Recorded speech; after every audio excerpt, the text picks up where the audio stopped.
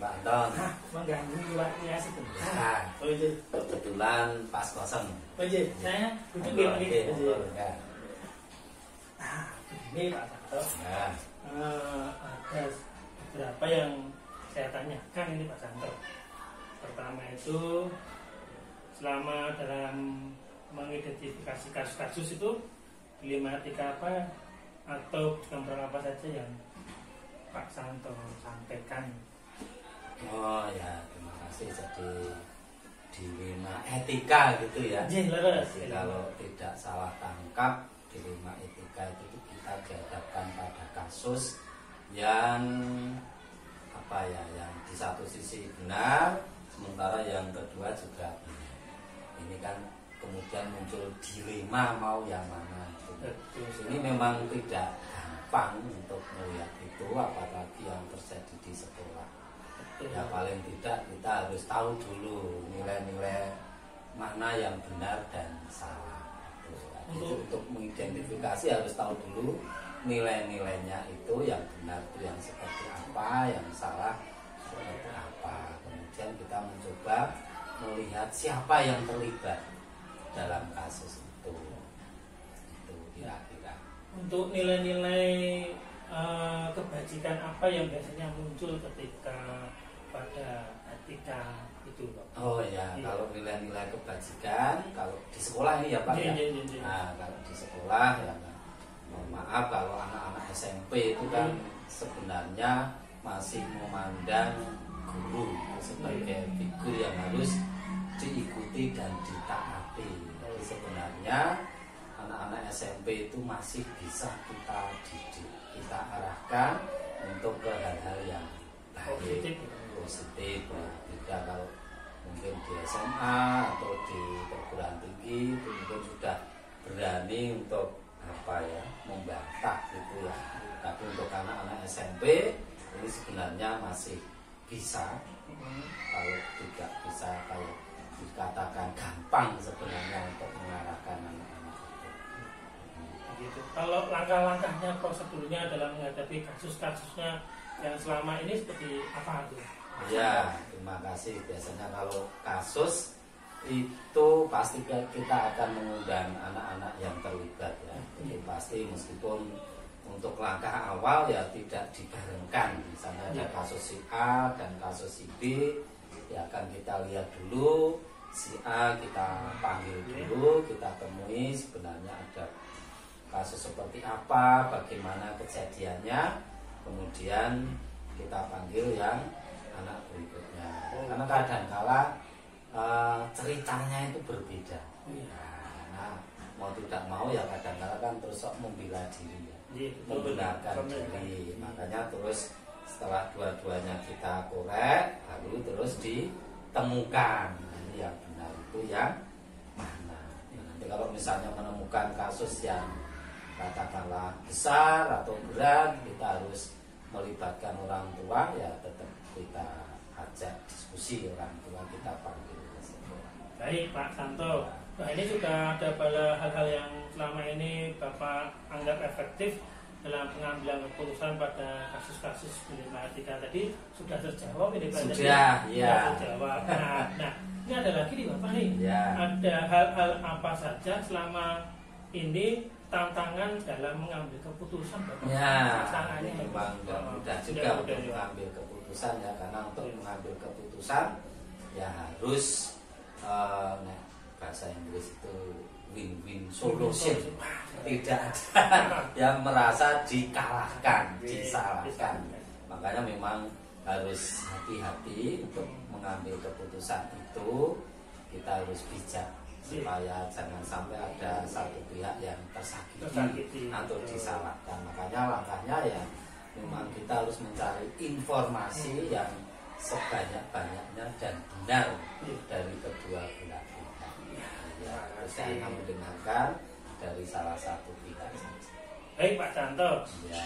Ini ada lagi Pak, faktor-faktor apa yang selama ini mempermudah atau membantu Bapak dalam mengambil keputusan dalam kasus-kasus dilema etika Bapak?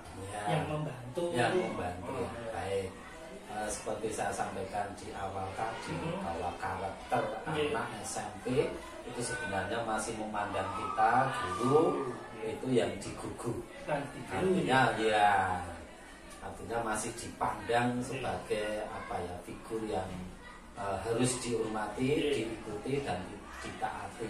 Ini sebenarnya satu keuntungan kita mendampingi anak-anak usia SMP. Nah, kemudian juga kalau saya melihat di sekolah ini ada kerjasama yang baik. Jadi ketika ada permasalahan ini kan bisa lewat jalur guru BK, wali kelas, kemudian kalau memang tidak terselesaikan ya bisa melibatkan kepala sekolah, dan tentu saja faktor pendukungnya adalah orang tua. Ini juga mendorong. Seringkali kalau ada kasus yang melibatkan anak, kalau kita melibatkan orang tua, belum pernah ada pengalaman kemudian orang tuanya saling menyalahkan, apalagi dalam tanda kutip sampai berkelahi membela anaknya, itu enggak. Biasanya semua bisa menerima kebaikan ya Pak ya. Ya, ini salah satu faktor untuk bisa mengambil keputusan yang. Terima kasih Bapak. Nah, dari semua itu yang disampaikan Bapak Santo, pembelajaran apa yang didapat dari pengalaman ketika pengambilan keputusan di 5 etika ini Pak? Pembelajaran apa yang ditemukan? Ya, terima kasih. Kalau saya melihat pembelajaran yang bagus dalam kasus-kasus di 5 etika ini adalah bahwa yang pertama itu memang harus ada kerjasama dalam mendampingi anak antara sekolah dan orang tua. Karena memang tanggung jawab mendampingi anak ya sekolah dan orang tua. Karena kadang-kala memang mohon maaf, kasus-kasus terjadi yang melibatkan anak ini tidak lepas dari kondisi di dalam keluarga. Maka kita memang harus tahu latar belakang kok sampai terjadi anak berbuat demikian. Itu biasanya ada latar belakang di keluarga. Makanya ini perlu. Karena seringkali anak yang berkasus ini kan mohon maaf dalam tanda kutip kurang kasih sayang. Karena kan mohon maaf ada orang tua yang broken, kemudian hanya dititipkan budinya, takdirnya, simbahnya dan seterusnya. Ini memang harus ada kerjasama dari sekolah dan orang tua. Berarti program-program home visit di sekolah SMP ini berjalan di Pak Gil untuk menemukan solusi-solusi tadi ya. Itu memang sudah terjadwal. Terima kasih Pak Santo. Terima kasih Pak Pencerahannya ini. Nanti saya akan kembali lagi ke Pak Santo untuk ngobrol-ngobrol lebih lanjut tentang siap. Matur nuwun Pak Santo. Siang. Siang.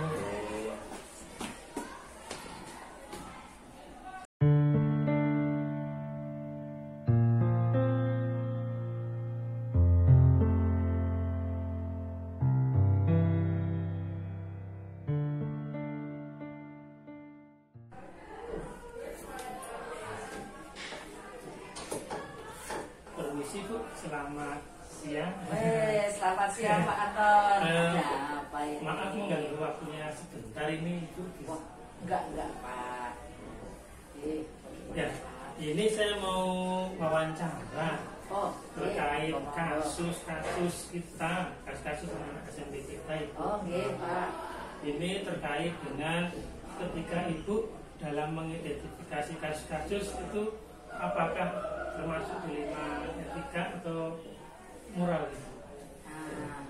Mungkin boleh saya sampaikan salah satu kasus gitu ya Pak ya. Misalnya begini, saya punya anak-anak yang mereka mungkin berselisih paham. Salah satunya ketika ada satu anak itu mengejek temannya. Nah kemudian yang temannya diejek ini merasa tidak terima. Padahal setelah dipanggil, kemudian ditanya masing-masing itu, ternyata maksud dia tidak mengejek Pak. Dia itu hanya ingin temannya yang dia katai tadi untuk bisa berbaur gitu loh Pak. Itu kok diam saja sih Bu. Nah anaknya itu diam, sementara anak yang pendiam ini inginnya ya dia memang diam, dia tidak mau bersama teman-temannya. Nah setelah itu ya kita panggil, saya panggil, kemudian masing-masing anak ditanya, kenapa toh, masalah sebenarnya itu apa?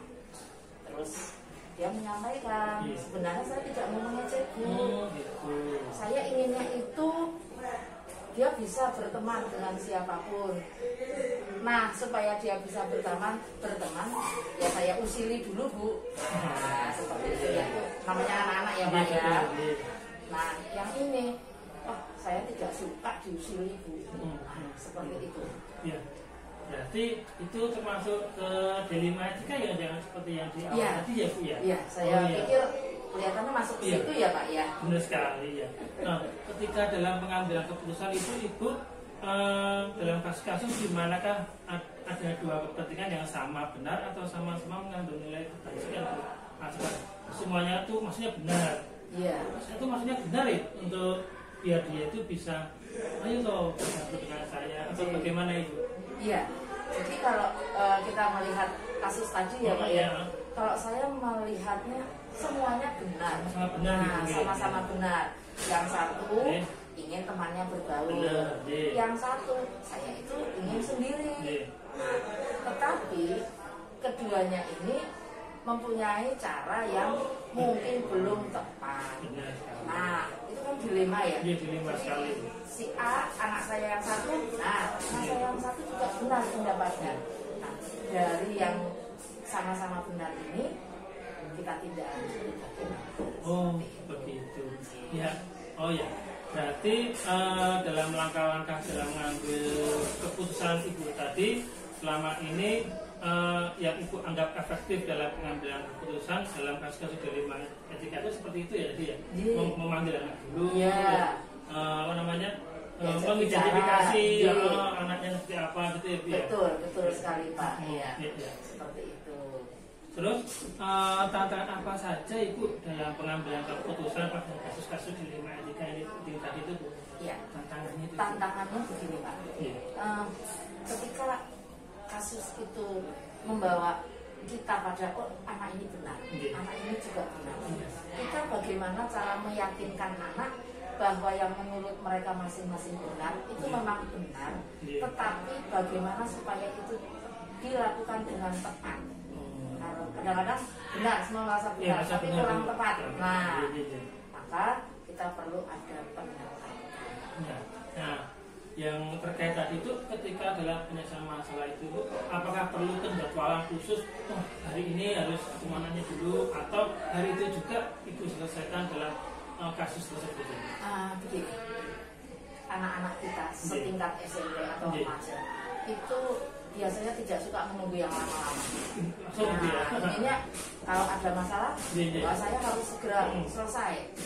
Untuk itu kita selesaikan di hari itu dengan cara ya tentunya dengan pendekatan bagaimana seorang guru yang merupakan orang tua keduanya mendekati masing-masing dengan penuh kasih, dengan penuh sepenuh hati lah untuk mendekati anak ini. Hati ya Bu ya.